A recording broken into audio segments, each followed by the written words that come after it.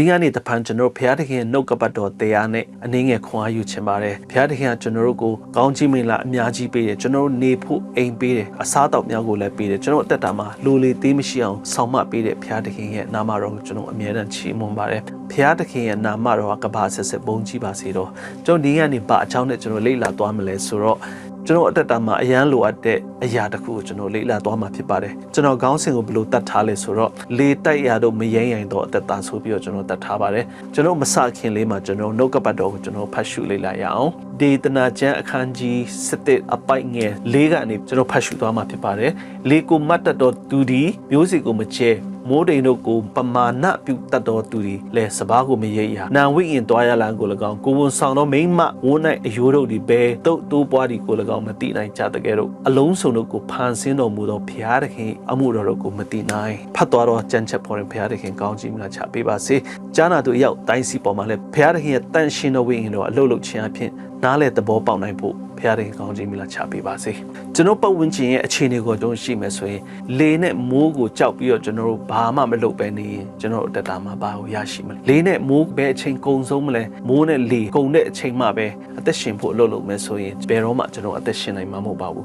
အဲ့ဒီလိုပဲတောင်သူလက်သမားများကလည်းအဲ့ဒီမိုးနဲ့လေဆဲတဲ့အထိသူတို့စောင့်မယ်ဆိုရင်သူတို့ရဲ့လေလုပ်ငန်းဟာဘယ်တော့မှပြီးမြောက်မှာမဟုတ်ပါဘူးသူတို့ရဲ့လေလုပ်ငန်းနဲ့ဘယ်တော့မှသူတို့စားတော့နေထိုင်ခွင့်ရနိုင်မှာမဟုတ်ပါဘူးအဲ့ဒီလိုပဲကိုဝန်ဆောင်မိခင်တယောက်လဲသူ့ရဲ့ဘိုက်ထဲမှာရှိတဲ့ကိုဝန်ဟာဘယ်လိုကြီးပွားလဲအယိုးစင်ချင်တွေဘယ်လိုဆက်လဲအိုးနောက်အာယုံတွေဘယ်လိုဆက်လဲဆိုတော့အဲ့ဒါကိုကျွန်တော်တို့သိဖို့စ조사ရင်လည်းဘယ်တော့မှသိနိုင်မှာမဟုတ်ဒါဘာဖြစ်လို့လဲဆိုတော့ဘုရားသခင်ရဲ့အလုပ်ဖြစ်ပါတယ်ဘုရားသခင်ကကျွန်တော်တို့မသိတဲ့အချိန်မှာကျွန်တော်တို့မသိနိုင်တဲ့အရာအားလုံးရဲ့တစ်ဖက်မှာကျွန်တော်တို့အတွက်အလုပ်လုပ်နေတယ်ဆိုတော့ကျွန်တော်သိရှိရပါတယ်အဲ့ဒါကြောင့်ကျွန်တော်ဘဝအတ္တမှာကျွန်တော်ဘာလို့လဲဆိုတော့မိုးနဲ့လေရဲ့အခြေအနေကကျွန်တော်တို့အလုပ်တစ်ခုကိုလုပ်ဖို့ကျွန်တော်စ조사မယ်ဆိုရင်ကျွန်တော်တို့ဘယ်တော့မှအဆုံးသတ်နိုင်မှာမဟုတ်ပါဘူးဒီမိုးကသူ့အချိန်မှာသူရွာတယ်သူ့အချိန်မှာလေတိုက်တယ်သူ့အချိန်မှာဖြစ်နေတဲ့အရာကိုစောင့်ဆိုင်ပြီးတော့ကျွန်တော်ဘဝအတ္တမှာအဲ့လိုကျွန်တော်အသက်ရှင်လို့မရဘူးသူတို့နဲ့ရောရောင်ပြီးတော့ကျွန်တော်အသက်ရှင်လို့မရပါဘူးဘာဖြစ်လို့လဲဆိုတော့အဲ့ဒါတွေကလူဘဝမှာဖြစ်နေကြအစင်လာတွေဖြစ်အဲ့ဒါတွေကြောင့်ကျွန်တော်ဘဝအတ္တမှာအဟံတာတစ်ခုခုဖြစ်မဲ့ဆိုရင်အဲ့ဒါကြောင့်ဒီကျမ်းချက်ထဲမှာလဲရှောလမုန်မင်းကသူသိရှိထားတဲ့ဘဝအတ္တမှာတွေ့ကြုံရတဲ့အခြေအနေကိုသူပြောကြခြင်းဖြစ်တယ်အဲ့ဒါကြောင့်ဒီကျမ်းချက်ကကျွန်တော်တို့ဘာအားပေးလဲဆိုတော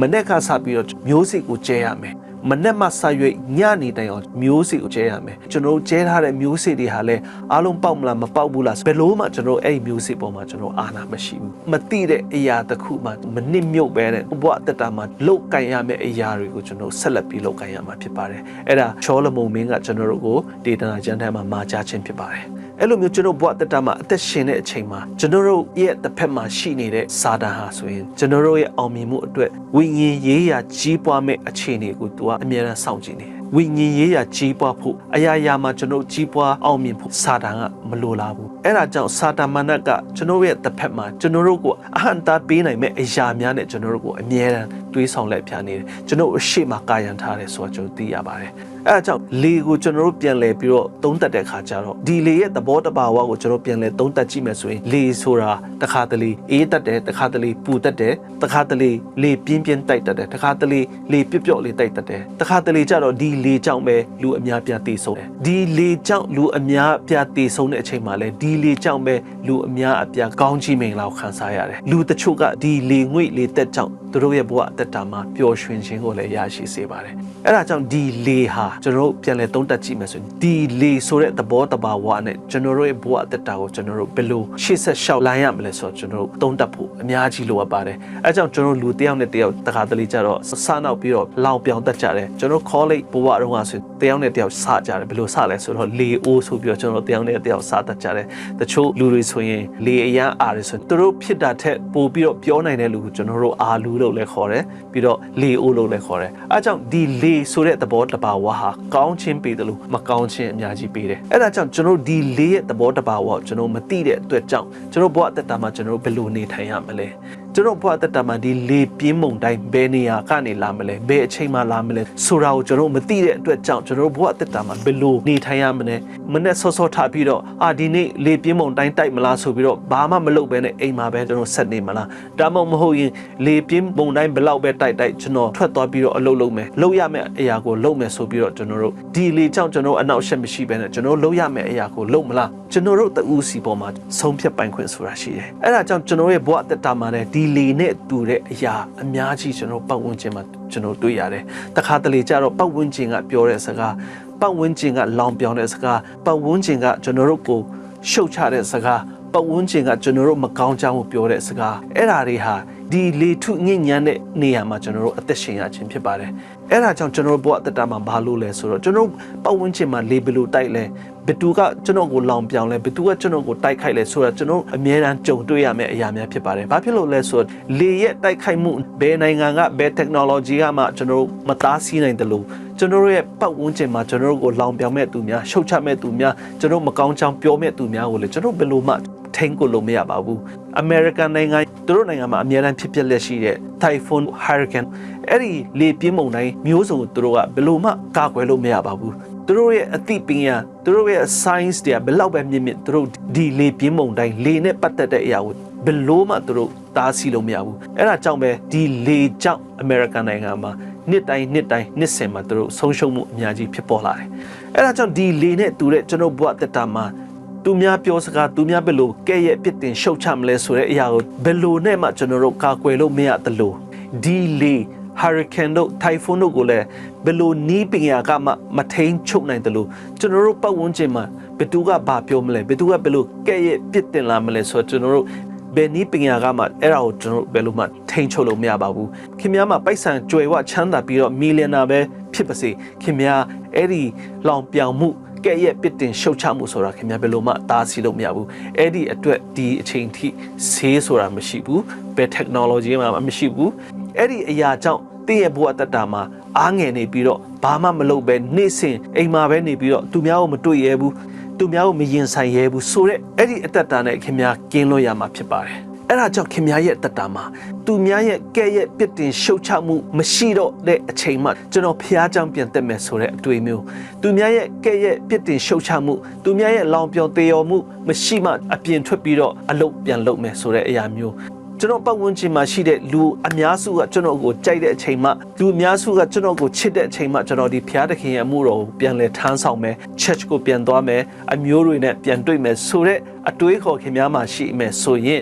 ဘယ်တော့အချိန်မှအဲ့ဒီအခြေအနေကိုခင်များရောက်နိုင်တော့မှာမဟုတ်ပါဘူး။ဘာဖြစ်လို့လဲဆိုတော့ဒီတနာကျန်ခန်းကြီး7အငယ်4ထဲမှာပြောသလိုဒီလေနဲ့မိုးဆိုတာဘယ်အချိန်မှလာမလဲဘယ်အချိန်မှ hurricane တိုက်မလဲဘယ်အချိန်မှ typhoon တိုက်မလဲဆိုတာကျွန်တော်တို့မသိတဲ့အချိန်မှလာတကယ်တော့ကျွန်တော်တို့ရဲ့ဒီနေ့စဉ်အသက်တာမှာဒီလေနဲ့မိုးကိုကြောက်ပြီးတော့ကျွန်တော်အပြင်မထွက်ဘဲနဲ့တောင်သူလယ်သမားဖြစ်တဲ့သူတွေကစပားကိုမဆိုင်ဘဲနဲ့မျိုးစေ့ကိုမကျဲဘဲနဲ့နေမယ်ဆိုရင်ဘယ်တော့အခါမှသူတို့အောင်မြင်မှုကိုရမှာမဟုတ်ပါဘူးအဲကြောင့်ကျွန်တော်ဘဝအသက်တာမှာပတ်ဝန်းကျင်မှာဖြစ်ပျက်လာမယ့်အရာများပတ်ဝန်းကျင်ရဲ့ကဲ့ရဲ့မှုများကိုကျွန်တော်ကြောက်ပြီးတော့ဘာမှမလုပ်ဘဲနဲ့စိတ်အားငယ်နေမယ်ဆိုရင်ကျွန်တော်ဘဝအသက်တာမှာဘယ်တော့မှကျွန်တော်အောင်မြင်မှုကိုရနိုင်မှာမဟုတ်ပါဘူးအဲကြောင့်ဒီဟာတွေကိုကျွန်တော်ရင်ဆိုင်ရမှာဖြစ်ပါတယ်ရှင်မာသက်အခန်းကြီး8အပိုင်ငယ်23ကနေ29ကျော်ဖတ်ကြည့်မယ်ဆိုရင်23မှာဘယ်လိုပြောထားလဲဆိုတော့သခင်ယေရှုနဲ့နောက်လိုက်တပည့်တော်တွေဟာသခင်ယေရှုရဲ့ဥဆောင်မှုကြောင့်သူတို့လေထဲမှာဝင်တယ်ဘယ်သူကဥဆောင်လဲဆိုတော့ယေရှုခရစ်ကပဲသူတို့ကိုဥဆောင်ခြင်းဖြစ်ပါတယ်အဲ့ဒီအချိန်မှာလေပြင်းမုန်တိုင်းတိုက်လာပြီးတော့အဲ့ဒီလေဟာမြုပ်လူဆဲဆဲဖြစ်တဲ့အချိန်မှာခရစ်တော်ဟာတောင်တနေရာမှာသူကအိပ်ပျော်နေခြင်းဖြစ်ပါတယ်အဲ့ဒီအချိန်မှာသူ့ရဲ့တပည့်တော်တွေကသူတို့အလုရှုပ်ပြီးတော့ဒီလေမမြုပ်မဲ့အကြောင်းတတ်နိုင်တယ်မြတ်သူတို့မှာရှိတဲ့အသက်ပညာအားလုံးကိုထုတ်ပြီးတော့သူတို့စူးစမ်းနေတဲ့အချိန်ဖြစ်ပါတယ်အဲ့ဒီအချိန်မှာသူတို့မတတ်နိုင်တဲ့အချိန်ကျတော့သခင်ယေရှုကိုသူတို့ပြန်တတိရတယ်သခင်ယေရှုကိုသူတို့လိုက်ရှာတဲ့အချိန်မှာသခင်ယေရှုကအဲ့ဒီတောင်တနေရာမှာသူကအိပ်ဆက်နာယူနေတဲ့အချိန်ဖြစ်ပါတယ်အဲ့ဒီအချိန်မှာတပည့်တော်တွေကလည်းခရစ်တော်ကိုခေါ်တဲ့ခါကျတော့ခရစ်တော်သူတို့ကိုဘယ်လိုပြန်ထူလဲဆိုတော့ဘာကြောင့်တင်တော့ကြောက်ရွံ့ခြင်းရှိပါသလဲဆိုပြီးတော့သူတပည့်တော်ပြန်မေးရခြင်းဖြစ်ပါတယ်သူတပည့်တော်တွေကလည်းတော်တော်လေးကိုစိတ်ဓာတ်ကြမှာဖြစ်ပါတယ်ဘာဖြစ်လို့လဲဆိုတော့ဒီလေဟာဆိုရင်ရေထဲမှာမြုပ်တော့မယ်သူတို့တတ်နိုင်သမျှစူးစမ်းပြီးတော့ဒီလေမမြုပ်အောင်သူတို့စူးစမ်းတယ်ဘာဖြစ်လဲဆိုတော့ သူရဲ့နောက်လိုက်တွေဟာပီတရုတို့ယောဟန်တို့ဆိုတာငါးဖမ်းသမားတွေဖြစ်တဲ့သူတို့ပင်လယ်မှာညဖြစ်ဖြစ်နေ့ဖြစ်ဖြစ်တော့ငါးဖမ်းတဲ့ချိန်မှာကျွမ်းကျင်တဲ့လေကိုဘယ်လိုထိန်းရမလဲဆိုတော့အရန်သိတဲ့ပညာရှင်တွေဖြစ်တယ်အဲ့ဒီအချိန်မှာသူတို့ဒီလေကိုမထိန်းနိုင်တော့တဲ့အချိန်မှာခရစ်တော်ကိုအော်ပြီးတော့ခရစ်တော်ကယ်တင်မဲ့အကြောင်းသူတို့ကရှောက်တော်မူတယ်အဲ့ဒီအချိန်မှာခရစ်တော်ကသူတို့ကိုပြန်ပြောလိုက်တဲ့အရာကတော်တော်လေးဟိုသူတို့အတွက်နှုတ်ချိုမလားဒါမှမဟုတ်ရင်လည်းစိတ်ပြက်စရာကောင်းမလားမဟုတ်ရင်သူတို့အတွက်ကောင်းတဲ့အရာလားဆိုသူတို့ဝေဖန်ပိုင်းခြားနိုင်တဲ့အရာသူတို့ရှိခဲ့မလားဆိုတော့ကျွန်တော်လည်းမသိဘူးဘာဖြစ်လို့လဲဆိုတော့ခရစ်တော်သူတို့ကိုဘာဖြစ်လို့ကြောက်ကြတယ်လဲဆိုပြီးတော့သူတို့ပြန်မေးခြင်းဖြစ်ပါတယ်အဲ့ဒီနေရာကိုကျွန်တော်တို့ပြန်ကြည့်မယ်ဆိုရင်ဒီလေထဲမှာဝင်ဖို့ဒီလေနဲ့ခရီးထွက်ဖို့ဥဆောင်တဲ့သူဟာခရစ်တော်ပဲဖြစ်ပါတယ်ဥဆောင်တဲ့သူဟာခရစ်တော်ပဲဖြစ်ပါတယ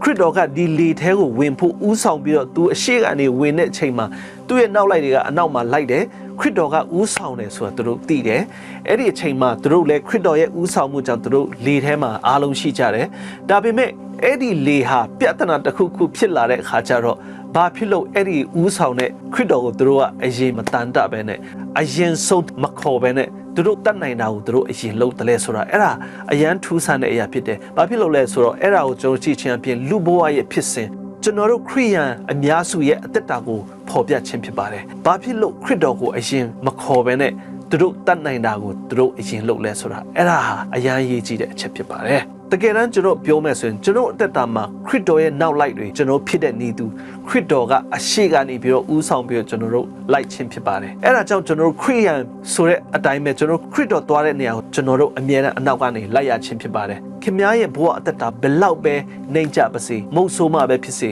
ေမိဘမဲပဲဖြစ်စေဆေးရဲမွေးသေးပြီးတော့နှစ်ပေါင်းများစွာခင်ဗျားနေရပါလိမ့်စေကျွန်တော်ခရိယန်ရဲ့အသက်တာဆိုတာဘယ်အခြေအနေမျိုးမဆိုမှကျွန်တော်တို့ရှိနေပါလိမ့်စေခရစ်တော်ဦးဆောင်တဲ့လမ်းကိုကျွန်တော်တို့အားလုံးလိုက်ကြခြင်းဖြစ်ပါတယ်ကျွန်တော်တို့ရဲ့ပြဿနာကဘာလဲဆိုတော့ဘသူကကျွန်တော်တို့ကိုဦးဆောင်လဲဆိုတာသိပေမဲ့ကျွန်တော်တို့မသိခြင်းဖြစ်ပါတယ်တကယ်တမ်းကျတော့ဒီခရစ်တော်ရဲ့နောက်လိုက်တွေဟာလဲခရစ်တော်ကဒီလေထဲမှာဝင်ဖို့ဦးဆောင်တယ်ဆိုတာသိတယ်ခရစ်တော်ကသူတို့ကိုဦးဆောင်နေတယ်ဆိုတာသူတို့သိတယ်ဒါပေမဲ့ဒုက္ခဆင်းရဲတစ်ခုခုရောက်ရှိလာတဲ့အခါကျတော့လေပြင်းမုန်တိုင်းတိုက်ပြီးတော့သူတို့ရဲ့လေဟာရေထဲမှာနစ်မြုပ်လူဆဲဆဲဖြစ်နေတဲ့အချိန်မှာသူတို့ကအဲ့ဒီဦးဆောင်နေတဲ့ခရစ်တော်သူတို့ကတတိမရကြဘူးသူတို့တတိရတာဟာဘာလဲဆိုတော့သူတို့မှာဘာအသက်ပညာရှိလဲသူတို့လုံနိုင်တာဘာဖြစ်လဲဒီလေဟာဒီရေထဲမှာမမြုပ်ဖို့သူတို့ဘာတတ်နိုင်လဲသူရဲ့အစွမ်းဘာလဲပီတာရဲ့အစွမ်းဘာလဲယာကုပ်ရဲ့အစွမ်းဘာလဲယောဟန်ရဲ့အစွမ်းဘာလဲဆိုတော့တယောက်ချင်းကြည့်ပြီးသူတို့အစွမ်းတွေကိုသူတို့အဲ့ဒီအချိန်မှာဖော်ထုတ်နေတဲ့အချိန်မှာခရစ်တော်ကိုမေ့လျော့ထားခြင်းဖြစ်ပါတယ်အဲအကြောင်းကျွန်တော်ဘုရားတက်တာမှာဒီနေ့ဒီအချိန်မှာဒီခရိယန်အသက်တာမှာခရစ်တော်ရဲ့နောက်လိုက်များနေသူကျွန်တော်တို့ဒုက္ခရောက်တဲ့အချိန်မှာကျွန်တော်အသင်းတော်ထဲမှာဒုက္ခရောက်တဲ့အချိန်မှာကျွန်တော်မိသားစုကျွန်တော်ဇနီးမောင်နှံကြားမှာကျွန်တော်ဒုက္ခရောက်တဲ့အချိန်မှာကျွန်တော်တို့ကဘုရားသခင်ရဲ့ဦးဆောင်မှုကိုကျွန်တော်မေ့ပြီးတော့ကျွန်တော်တယောက်နဲ့တယောက်သူကဘာဖြစ်လဲသူကဒါဖြစ်တယ်ဒီအိမ်ထောင်ဦးစီးကကျမရဲ့ယောက်ျားကဒါလေးတောင်မှမလုပ်နိုင်ဘူးသူကအိမ်ထောင်ဦးစီးဖြစ်ပြီးတော့ယောက်ျားလည်းပြန်ပြောပြီးငါမိန်းမဖြစ်ပြီးတော့ဒါလည်းမလုပ်နိုင်ဘူးတယောက်စီရဲ့အရေးချင်းတွေကိုကျွန်တော်ဖော်ထုတ်ပြီးတော့ကျွန်တော်ဘဝရဲ့အသက်တာမှာကျွန်တော်ပြဿနာတွေကိုကျွန်တော်ဖြေရှင်းဖို့အဲ့ဒီလမ်းစာတွေကိုကျွန်တော်တို့လူရက်ပြီးတော့ရှာဖွေနေကြတယ်ဒါပေမဲ့ကျွန်တော်ဒီနေ့လောက်ရမယ့်အရာပါလဲဆိုတော့ကျွန်တော်ဘဝအသက်တာမှာအိမ်ထောင်မိသားစုအသင်းတော်မှာကျွန်တော်လေမယားကြားမှာပြဿနာဖြစ်တဲ့အခါကျတော့သူ့ရဲ့အရေးချင်းယောက်ျားရဲ့အရေးချင်းမိန်းမရဲ့အရေးချင်းကိုကျွန်တော်တို့ရှာပြီးတော့အဲ့ဒီအရေးချင်းတွေအပေါ်မှာကျွန်တော်တို့ solution ကိုရှာပြီးတော့အဖြေကိုထုတ်ပြီးတော့ဒီပြဿနာကနေပြီးတော့ကျွန်တော်လွတ်မြောက်ကြောင်းကျွန်တော်လမ်းစာတွေကိုရှာတတ်ကြပါတယ်ကျွန်တော်တယောက်အပေါ်တယောက်ကျွန်တော်ရှာနေတဲ့အရေးချင်းပေါ်မှာမူတည်ပြီးတော့အဲ့ဒီပြဿနာကိုဖြေရှင်းမယ်ဆိုရင်ကျွန်တော်ဘဝတက်တာမှာဘယ်တော့မှကျွန်တော်ရဲ့ပြဿနာတွေကိုကျွန်တော်ဖြေရှင်းလို့ရမှာမဟုတ်ပါဘူးအဲ့ဒါကိုကျွန်တော်အတိအကျကျွန်တော်ပြောချင်ပါတယ်အဲ့ဒါကြောင့်ကျွန်တော်ဒီနေ့ကျွန်တော်သိရမှာပါလဲဆိုတော့ကျွန်တော်တို့မိသားစုထဲမှာကျွန်တော်ဇနီးမောင်နှံကြားထဲမှာကျွန်တော်အသင်းတော်ထဲမှာကျွန်တော်တို့ကိုဦးဆောင်နေတဲ့သူဟာဖျားသခင်ယေရှုဖျားဖြစ်တယ်ကျွန်တော်တို့ကိုဦးဆောင်နေတဲ့သူဟာဒီဂရီတွေမဟုတ်ဘူးဒေါက်တာတွေမဟုတ်ဘူးအသင်းလူကြီးတွေမဟုတ်ဘူးကျွန်တော်အသင်းသားတွေမဟုတ်ဘူးကျွန်တော်တို့ရဲ့တထေးတွေမဟုတ်ဘူးပိုက်ဆံချမ်းသာတဲ့သူတွေမဟုတ်ဘူးအရေးချင်းရှိတဲ့သူတွေမဟုတ်ဘူး MBA ရုံးမှာအလုပ်လုပ်နေတဲ့သူတွေမဟုတ်ဘူးကျွန်တော်တို့ကိုဦးဆောင်နေတဲ့သူဟာဘယ်သူလဲဆိုတော့ယေရှုခရစ်ဖြစ်တယ်ဆိုတော့ကျွန်တော်သိမယ်ဆိုရင်အဲ့ဒီပြဿနာထဲကနေပြီးတော့အမြန်ဆုံးကျွန်တော်ရုံးထွက်နိုင်ပြီးတော့ကျွန်တော်ဘဝမှာတာယာလာတဲ့ဘဝအသစ်တစ်ခုကိုအမြန်ဆုံးရှောက်လိုက်ရမှာဖြစ်ပါတယ်အဲ့ဒါကြောင့်ကျွန်တော်သိရမယ့်အချက်တစ်ချက်ကပါလဲဆိုတော့ခရစ်တော်ဟာကျွန်တော်ရဲ့ခေါင်းဆောင်ဖြစ်ပါတယ်ကျွန်တော်ကိုဦးဆောင်သွားတဲ့ခရစ်တော်ပဲဖြစ်ပါတယ်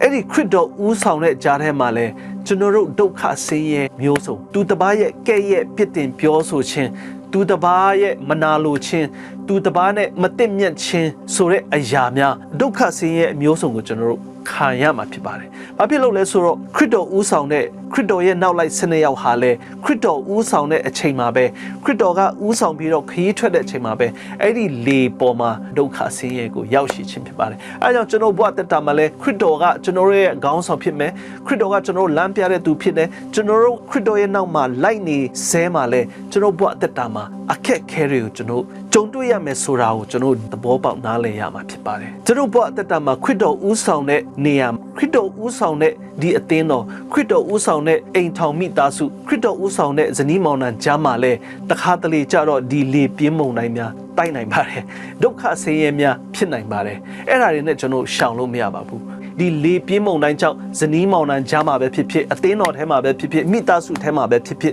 ်ကျွန်တော်တို့မခံစားနိုင်တော့ဘူးဒီထဲကနေရုံထွက်ခြင်းပြီးဒီထဲကနေရုံထွက်ခြင်းပြီးဒီရုံထွက်ခြင်းပြီးအဲ့ဒါကြောင့်ကျွန်တော်လမ်းကြောင်းမျိုးစုံကိုရှာပြီးတော့ကျွန်တော်အရေးချင်းကိုဖော်ထုတ်တယ်ကျွန်တော်အရေးချင်းကျွန်တော်ရဲ့အသိဉာဏ်နဲ့ဘယ်လိုရုံထွက်လို့ရမလဲဒီတွင်းလက်ကြီးထဲကနေကျွန်တော်ရုံထွက်လို့ရမလားဆိုပြီးတော့ 000 ကိုအားကိုးတဲ့သူတွေလည်းအများကြီးရှိတယ်ဒါပေမဲ့ကျွန်တော်ဘဝတက်တာမှာဘယ်လိုပဲကိုယ်အစွမ်းစားနဲ့ရုံထွက်ခြင်းတော်ရလဲကျွန်တော်တို့ဘယ်လိုမှရုံထွက်လို့မရပါဘူး။ဘာဖြစ်လို့လဲဆိုတော့ခရစ်တော်နောက်လိုက်12ယောက်ဟာလဲသူတို့ဒီလေပေါ်မှာရောက်ရှိနေပြီခရစ်တော်ရဲ့ဦးဆောင်မှုထဲမှာဘဝနှစ်နေပြီခရစ်တော်ရဲ့ဦးဆောင်မှုထဲမှာသူတို့ရှိနေပြီ။တပည့်တော်12ယောက်ဟာလဲခရစ်တော်ရဲ့ဦးဆောင်မှုအောက်မှာသူတို့ရှိနေပြီ။ခရစ်တော်ဦးဆောင်တဲ့ဒီလေထဲမှာသူတို့ရှိနေပြီ။ဘာဖြစ်လို့သူတို့ရဲ့နီးပညာသူတို့ရဲ့အသက်ပညာနဲ့သူတို့ဒီလေမမြုပ်အောင်သူတို့မထိန်းနိုင်တယ်လဲဆိုတဲ့အခါကျတော့သူတို့ကိုထိန်းတဲ့သူသူတို့ကိုဖန်ဆင်းတဲ့သူသူတို့ကိုအသက်ပေးတဲ့သူသူတို့ကိုနေ့စဉ်အသက်ရှင်ကြောင်းသူတို့ကိုကောင်းချီးမင်္ဂလာပေးတဲ့သူတန်ရှင်သောဝိညာဉ်တော်ကိုပေးတဲ့သူဟာခရစ်တော်ပဲဖြစ်ပါတယ်ခရစ်တော်ရဲ့ဦးဆောင်မှုအထက်မှာကျွန်တော်တို့နေရခြင်းဟာခရစ်တော်ရဲ့ဦးဆောင်မှုခရစ်တော်ရဲ့နှုတ်ကပတ်တော်ဟာကျွန်တော်ဘဝတတမှာလိုအပ်ပါတယ်အဲဒါကြောင့်ဒီခရစ်တော်နောက်လိုက်စနစ်ဟာလေသူတို့ရဲ့စွမ်းစားနဲ့ဘယ်လောက်ပဲစ조사ပလိစေသူတို့ရဲ့အစွမ်းစားသူတို့ရဲ့အသိပညာနဲ့သူတို့ဒီလေပြင်းမုန်တိုင်းကြားထဲကနေသူတို့မလွတ်မြောက်နိုင်ပါဘူးနောက်ဆုံးကြတော့ဘယ်သူကဒီလေပြင်းမုန်တိုင်းကနေကယ်လွတ်နိုင်တယ်လဲဆိုတဲ့အခါကျတော့သခင်ခရစ်တော်ယေရှုဖျားပဲဖြစ်ပါတယ်။ဒါကြောင့်သင်ရဲ့အသက်တာထဲမှာလဲခင်များရဲ့အရေးချင်းခင်များသိတဲ့အရာပတ်ဝန်းကျင်မှာဘယ်သူကကယ်တင်နိုင်မလဲဆိုတာကိုခင်များရှာဖွေနေမယ်ဆိုရင်သင်ရဲ့ဘဝအသက်တာမှာဘယ်လိုမှဒီလေပြင်းမုန်တိုင်းဒီအခက်ခဲကြတဲ့အနေခင်များဘယ်တော့မှလွတ်မြောက်နိုင်မှာမဟုတ်ပါဘူး။အဲကြောင့်နောက်ဆုံးကျွန်တော်တို့လိုအပ်တဲ့သူဟာခရစ်တော်ပဲဖြစ်ပါတယ်ခရစ်တော်ဟာဒီလေထဲမှာကျွန်တော်တို့နဲ့သူပါရှိနေပါတယ်အဲ့ဒါကိုကျွန်တော်တို့ကတတိယဖို့ပဲဖြစ်ပါတယ်ဒီနေရာမှာအရန်ရေးကြီးတဲ့တစ်ချက်ဟာပါလဲဆိုတော့ခရစ်တော်ရဲ့နောက်လိုက်တွေဟာလဲသူတို့ရဲ့အရေးချင်းသူတို့ငါးဖမ်းတဲ့အချိန်မှာဒီလေကိုဘယ်လိုထိန်းခဲ့လဲသူတို့ငါးဖမ်းတဲ့အချိန်မှာဒီလေကိုသူတို့ဘယ်လိုပြုတ်ပြင်ခဲ့လဲဆိုတော့အသက်ပညာတွေအားလုံးကိုဖော်ထုတ်ပြီးတော့နောက်ဆုံးဒီလေကိုမထိန်းနိုင်တော့တဲ့အချိန်မှာဘယ်သူကိုအားကိုးလာလဲဆိုတော့နောက်ဆုံးကြတော့ဘသူ့ကိုတတိယလဲဆိုတော့ဒီလေထဲကိုရောက်အောင်ဦးဆောင်ခဲ့တဲ့ယေရှုခရစ်ကိုသူတို့ကတတိယပါတယ်အဲ့ဒီယေရှုခရစ်ရဲ့နာမတော်ကိုသူတို့ခေါ်တဲ့အခါကျတော့ယေရှုကချက်ချင်းပဲသူအိတ်တဲ့နေရာနေပြီးတော့နိုးထလာပါတယ်အဲ့ဒါကြောင့်ကျွန်တော်ဘဝအသက်တာထဲမှာကျွန်တော်တို့ဒုက္ခအဆင်းရဲရောက်တဲ့အချိန်မှာကျွန်တော်တို့ရဲ့ဘဝမှာကဲ့ရဲ့ပြစ်တင်ရှုတ်ချခြင်းကိုခံရတဲ့အချိန်မှာကျွန်တော်ရဲ့အရေးချင်းကျွန်တော်တတ်တဲ့ပညာကျွန်တော်လုံနိုင်တဲ့အရာများနဲ့ကျွန်တော်တို့ခုခံဖို့မဟုတ်ပါဘူးသင်ရဲ့ဘဝမှာဒုက္ခဆင်းရဲဒီလေပြင်းမုန်တိုင်းတိုက်တဲ့အချိန်မှာခင်များလုံနိုင်တဲ့အရာကိုခင်များလုံတာဟာဒါဟာတဘာဝပဲဖြစ်ပါတယ်ဒါပေမဲ့နောက်ဆုံးကြတော့ဒီဟာတွေနဲ့ကျွန်တော်တို့ဒီဟာကိုဖြေရှင်းလို့မရဘူးကျွန်တော်အိမ်ထောင်စုပြဿနာဇနီးမောင်နှံကြားမှာရှိတဲ့ပြဿနာအသင်းတော်ထဲမှာပြဿနာအဲ့ဒါတွေကိုကျွန်တော်တို့ရဲ့အသိပညာကျွန်တော်ရဲ့အသက်ပညာနဲ့ကျွန်တော်ဘယ်လိုမှဖြေရှင်းလို့မရပါဘူးဘာဖြစ်လဲဆိုတော့ကျွန်တော်တို့ကိုဦးဆောင်နေတဲ့ဖျားသခင်ယေရှုဖျားရှိတယ်။ဒါကြောင့်ဒီယေရှုဖျားရဲ့ဦးဆောင်မှုအထဲမှာကျွန်တော်တို့ရဲ့အသက်ပညာသုံးချလို့မရဘူး။ခရစ်တော်ဖျားရဲ့ဦးဆောင်မှုအထဲမှာဦးဆောင်မှုရှိတဲ့နေရာမှာကျွန်တော်တို့ရဲ့အရေးချင်းဘယ်လိုမှသုံးစားလို့မရဘူး။ဒီဒုက္ခဆင်းရဲထဲကနေဘယ်လိုပဲကျွန်တော်ယုံထွက်ချင်တော်ရလဲကျွန်တော်တို့ရဲ့ဦးဆောင်မှုမဟုတ်ဘူး။ဖျားသခင်ယေရှုဖျားရဲ့ဦးဆောင်မှုဖြစ်တဲ့အတွက်ကြောင့်သူကသာဘယ်လိုယုံထွက်နိုင်မလဲဆိုတာသူကပဲအဖြစ်ရှိပါတယ်အဲဒါကြောင့်ကျွန်တော်တို့ဒီနေ့ဘယ်နေရာမှာပဲရှိဘယ်နေရာမှာပဲစိတ်တကြနေပါလိမ့်စေကျွန်တော်ဘဝတတမှာစိတ်တကြဆင်းပြီးတော့ သူများကိုမတွေ့ချင်တဲ့နေ့ရက်တွေအများကြီးရှိတယ်သူများကိုမျက်နှာချင်းဆိုင်မရှင်ချင်တဲ့ရက်ပေါင်းများစွာကျွန်တော်ကြော်ဖြတ်ခဲ့ပါပြီသူများနဲ့မတွေ့ချင်လောက်အောင်ကျွန်တော်ဘဝတက်တာမှာအယံကိုစိတ်ညစ်နေတဲ့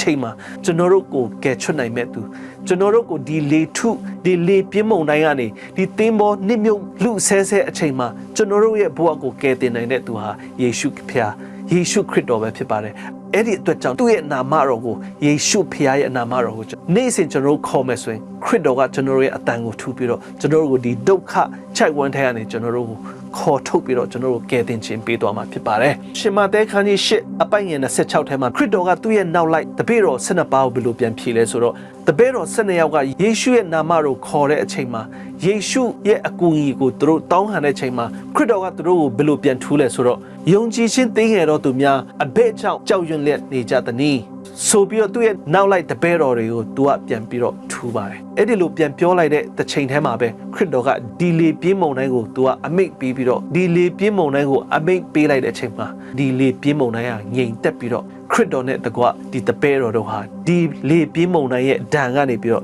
့လွတ်မြောက်သွားတယ်ဆိုတာကျွန်တော်ဒီကျမ်းစာထဲမှာကျွန်တော်တွေ့ရပါတယ်။အဲ့ဒါကြောင့်တင်းရဲ့တက်တာထဲမှာခရစ်တော်ကိုအကြီးအမြတ်ထားပါခရစ်တော်သားလင်ခင်များရဲ့အကောင်းဆောင်ဖြစ်ပါတယ်ခရစ်တော်ကသာတင်းရဲ့ဘဝကိုဥဆောင်နေတဲ့သူဖြစ်ပါတယ်ကျွန်တော်ရဲ့ဘဝတက်တာမှာဘလောက်ပဲအခက်ခဲကျွန်တော်ကြုံတဲ့အချိန်မှာပဲဖြစ်ဖြစ်ကျွန်တော်ဘဝတက်တာမှာဘလောက်ပဲဆင်းရဲတဲ့အချိန်ပဲဖြစ်ဖြစ်ပိုက်ဆံမရှိတဲ့အချိန်ပဲဖြစ်ဖြစ်စားစရာတောက်စရာမရှိတဲ့အချိန်မှာပဲဖြစ်ဖြစ်ခရစ်တော်ကကျွန်တော်တို့ကိုဥဆောင်နေတယ်ဆိုတာခင်ဗျားသိရှိဖို့လိုအပ်ပါတယ်ခင်ဗျားရဲ့ဘဝဟာမိဘမဲ့ဘဝဖြစ်နိုင်ပါတယ်ခင်ဗျားရဲ့ဘဝဟာမုတ်ဆိုးမှဖြစ်နိုင်ပါတယ်ခင်ဗျားရဲ့ဘဝမှာသင်ဟာဒုက္ခိတဖြစ်နိုင်ပါတယ်ခင်ဗျားရဲ့ဘဝမှာမပြည့်စုံတဲ့ဘဝနဲ့ခင်ဗျားအသက်ရှင်နိုင်ပါတယ်ဒါပေမဲ့အဲ့ဒီလူစုလူဝေးအားလုံးကိုဦးဆောင်နေတဲ့သူဟာခရစ်တော်ယေရှုပဲဖြစ်ပါတယ်ခရစ်တော်ယေရှုဟာတတောင့်တနေရာမှာခင်ဗျားနဲ့သူလိုက်ပါနေတယ်ဆိုတာခင်ဗျားတတိယမှာဖြစ်ပါတယ်အဲ့ဒီလူမျိုးဒုက္ခရောက်တဲ့အချိန်မှာခင်ဗျားရဲ့ဦးဆောင်မှုဆိုတာလုံးဝအတုံချလို့မရပါဘူးဘာဖြစ်လို့လဲဆိုတော့ခရစ်တော်ကသင်ရဲ့ဦးဆောင်ဦးစီးတဲ့သူဖြစ်ပါတယ်အဲ့ဒီအချိန်မှာခင်ဗျားဒုက္ခရောက်တဲ့အချိန်မှာခရစ်တော်ရဲ့နာမတော်ကိုခေါ်ပြီးတော့ခရစ်တော်ရဲ့ကယ်တင်ခြင်းကိုတောင်းဆိုမယ်ဆိုရင်ခရစ်တော်ကသင်ရဲ့ကူညီတောင်းမှုကိုသူကပြန်လဲထူးမှဖြစ်ပါတယ်ခရစ်တော်ကသင်အတွက်အမြဲတမ်းအစဉ်သင့်ဖြစ်တယ်ဆိုတာဘဝအသက်တာမှာကျွန်တော်အမြဲတမ်းတတိယဖို့ဖြစ်ပါတယ်လေဆိုတာမုန်တိုင်းဆိုတာသူတိုက်ချင်တယ်လို့တိုက်တဲ့အမျိုးဖြစ်တယ်အဲဒါကြောင့်ကျွန်တော်ဘဝအသက်တာမှာဒီတိုက်ချင်တယ်လို့တိုက်တဲ့လေကိုကျွန်တော်တို့ကြည့်ပြီးတော့ကျွန်တော်ဘဝတက်တာမှာအားငယ်ဖို့မဟုတ်ဘူးကျွန်တော်ဘဝတက်တာမှာဒီဟာတွေကိုကြည့်ပြီးတော့တိတ်ဆိတ်ငြိမ်သက်ပြီးတော့အားငယ်ဖို့မဟုတ်ဘူးဘာဖြစ်လို့လဲဆိုတော့အဲ့ဒီကြားထဲမှာပဲကျွန်တော်တို့ကိုဥဆောင်နေတဲ့ယေရှုဖျားကိုကျွန်တော်တို့အမြဲတမ်းသူ့ရဲ့နာမတော်ကိုကျွန်တော်တို့ခေါ်မယ်ဆိုရင်ခရစ်တော်ဖျားဒီလေကိုဒီမုန်တိုင်းတွေအခက်ခဲတွေသူတပားခင်ဗျားကိုအသင်းပြောတဲ့အရာတွေသူတပားရဲ့နှိပ်စက်ကွပ်မျက်မှုတွေကိုဒီယေရှုဖျားရဲ့နာမတော်ကိုသင်ခေါ်မယ်ဆိုရင်ဖျားသခင်ကဒီအရာတွေကိုအားလုံးငြိမ်းစေမှာဖြစ်ပါတယ်သင်ခံစားနေရတဲ့ဒီဝေဒနာလေထုညဉ့်ညမ်းမှုကနေပြီးတော့ဖျားသခင်ကသင်ကိုကယ်တင်နိုင်ပါတယ်သင်ခံစားနေရတဲ့ဒီဆင်းရဲမွဲတေမှုကနေပြီးတော့ဖျားသခင်ကသင်ကိုလွတ်ငြိမ်းချမ်းသာခွင့်ပေးနိုင်ပါတယ်သင်ခံစားနေရတဲ့စိတ်ဓာတ်ကြမှုကနေပြီးတော့ဖျားသခင်ကသင်ကိုကယ်တင်နိုင်ပါတယ်ဘာဖြစ်လို့လဲဆိုတော့ဖျားသခင်ရှိတဲ့နေရာမှာခင်ဗျားလိုက်ပါရခြင်းဖြစ်ပါတယ်ပိုက်ဆံချမ်းသာတဲ့သူပဲဖြစ်ဖြစ်ဆင်းရဲသူပဲဖြစ်ဖြစ်ဘယ်လိုအခြေအနေမှာပဲခင်ဗျားရှိဦးဆောင်တဲ့သူကျွန်တော်တို့အရှိမကျွန်တော်တို့ကိုဦးဆောင်ပြီးတော့ဒီလေထဲမှာကျွန်တော်တို့ကိုဝင်စေတဲ့သူဟာခရစ်တော်ပဲဖြစ်ပါတယ်ကျွန်တော်တို့ကဒီလေထဲမှာအားလုံးစီးနေကြတဲ့ခရစ်တော်ကကျွန်တော်တို့ရဲ့ captain ဖြစ်ပါတယ်အဲ့ဒါကြောင့်ကျွန်တော်တို့ခရစ်တော်ရဲ့နာမတော်ကိုခေါ်မယ်ဆိုရင်ခရစ်တော်ကကျွန်တော်တို့အမြဲတမ်းထူပြီးတော့ကျွန်တော်တို့ကိုဒီအခက်ခဲကြတဲ့ကနေပြီးတော့ကျွန်တော်တို့ကိုအောင်မြင်မှုပေးမှာဖြစ်ပါတယ်အဲ့ဒါကြောင့်ခင်ဗျားရဲ့ဘဝမှာခင်ဗျားရဲ့ဘဝအသက်တာမှာဒီလေထုတင်းရဲ့ပတ်ဝန်းကျင်မှာတိုက်နေတဲ့လေထုဒီမုန်တိုင်းတွေကြောင့်ခင်ဗျားစိတ်ပြတ်ခြင်းရှိခဲ့မယ်ဆိုရင်ဒီနေ့ခရစ်တော်ရဲ့နာမတော်ကိုခေါ်လိုက်ပါခရစ်တော်ရဲ့နာမတော်ကိုခင်ဗျားခေါ်လိုက်မယ်ဆိုရင်ခရစ်တော်ကတင့်ကိုထူပြီးတော့ဒီလေထုညဉ့်ညမ်းမှုဒီတိုက်ခိုက်မှုတွေကိုခရစ်တော်ကငြိမ်းစေပြီးတော့တင့်ကိုလွတ်ငြိမ်းချမ်းသာမှုပေးနိုင်မှာဖြစ်ပါတယ်တင့်ရဲ့ဘဝအတ္တတင့်ရဲ့အိမ်ထောင်မှာလည်းဒီတိုက်ခိုက်နေတဲ့မုန်တိုင်းတွေတိုက်ခိုက်နေမယ်ဆိုရင်ခရစ်တော်ရဲ့နာမကိုခေါ်လိုက်ပါခင်ဗျား911တို့000တို့ကိုခေါ်ဆရာမလို့ပါဟုတ်ဒီနေ့ခရစ်တော်ရဲ့နာမတော်ကိုခေါ်လိုက်မယ်ဆိုရင်အဲ့ဒီနာမတော်ကခင်ဗျားရဲ့အသက်တာခင်ဗျားရဲ့ဇနီးမောင်နှံကြားထဲမှာပဲဖြစ်ဖြစ်အိမ်ထောင်မိသားစုထဲမှာခရစ်တော်ကအလုတ်လုတ်လာမှာဖြစ်ပါတယ်ခရစ်တော်ကအလုတ်လုတ်လာမယ်ဆိုရင်တင်းရဲ့ဘဝအသက်တာမှာငြိမ်သက်ခြင်းကိုရမှာဖြစ်ပါတယ်တင်းရဲ့အသက်တာတင်းရဲ့အသင်းတော်မှာလည်းမငြိမ်သက်မှုများအခက်ခဲများရှိနေမယ်ဆိုရင်လည်းခ ခရစ်တော်ကိုခေါ်လိုက်ပါဘာဖြစ်လို့လဲဆိုတော့သင်ရဲ့အသင်းတော်ကိုဦးဆောင်နေတဲ့သူကခရစ်တော်ပဲဖြစ်ပါတယ်ခရစ်တော်ကဒီပြဿနာအားလုံးကိုခင်ဗျားအတွက်ဖြေရှင်းတော်မှာဖြစ်ပါတယ်သင်ရဲ့အမျိုးထဲမှာသင်ရဲ့ပတ်ဝန်းကျင်မှာသင်ရဲ့မြို့နယ်မှာသင်ရဲ့တိုင်းမှာသင်ရဲ့နိုင်ငံမှာပြဿနာတွေဖြစ်နေမယ်ဆိုရင်ခရစ်တော်ကိုခေါ်လိုက်ပါဘာဖြစ်လို့လဲဆိုတော့ခရစ်တော်ကကျွန်တော်ရဲ့ captain ဖြစ်ပါတယ်ခရစ်တော်ကသာကျွန်တော်ကိုဦးဆောင်နေတဲ့သူဖြစ်ပါတယ်ဒီခရစ်တော်ရဲ့ဦးဆောင်မှုကြားထဲမှာခရစ်တော်ကသာကျွန်တော်တို့ရဲ့အဖြေအလုံးရှိပါတယ်သင်ရဲ့ဘဝတတထဲမှာဒီပြဿနာအလုံးစုံကိုခင်များတတ်ကြွတဲ့ပညာခင်များသိရှိတဲ့ပညာခင်များသိယူခဲ့တဲ့ပညာနဲ့ဖြည့်ရှင်းဖို့မကြိုးစားပါနဲ့ခင်များပို့ပြီးတော့ဒုက္ခရောက်သွားမှာဖြစ်ပါတယ်ခရစ်တော်ဖြည့်ရှင်းတဲ့နည်းဟာအကောင်းဆုံးနည်းဖြစ်ပါတယ်အဲဒါကြောင့်ခရစ်တော်ရဲ့ဖြည့်ရှင်းမှုကိုခင်များလိုလားမယ်ဆိုရင်ဒီနေ့ခရစ်တော်ရဲ့နာမတော်ကိုခေါ်လိုက်ပါယေရှုကျွန်တော်ရဲ့ဘဝအသက်တာကိုလဲ့ကြည့်ပါဒီခရစ်တော်ဟာဒီလေပြင်းမုန်တိုင်းကိုငြိမ်းစေတဲ့ဖခင်ဖြစ်ပါတယ်ဒီခရစ်တော်ဟာအရာအလုံးကိုသိရှိတဲ့ဖခင်ဖြစ်ပါတယ်ဒီနေ့ခရစ်တော်ရဲ့နာမည်ကိုခေါ်လိုက်ခြင်းဖြင့်သင်ရဲ့ဘဝအသက်တာမှာကောင်းချီးမင်္ဂလာရပြီးတော့ငြိမ်သက်ချမ်းသာဘေးဒုက္ခနဲ့ကင်းဝေးစေဖို့ဆိုတာခရစ်တော်ကတတ်နိုင်ပါတယ်လူရဲ့အသက်ပညာနဲ့ကျွန်တော်မတတ်နိုင်တဲ့အခါကျတော့ကျွန်တော်ကိုဦးဆောင်နေတဲ့ခရစ်တော်ရဲ့နာမကိုခေါ်လိုက်မယ်ဆိုရင်ခရစ်တော်ကအရာအလုံးသင်ရဲ့အရှိမဆောင်ရွက်တော်မှာဖြစ်ပါတယ်ခရစ်တော်ရဲ့နာမတော်ကိုခင်ဗျာဒီနေ့ခေါ်လိုက်ပါ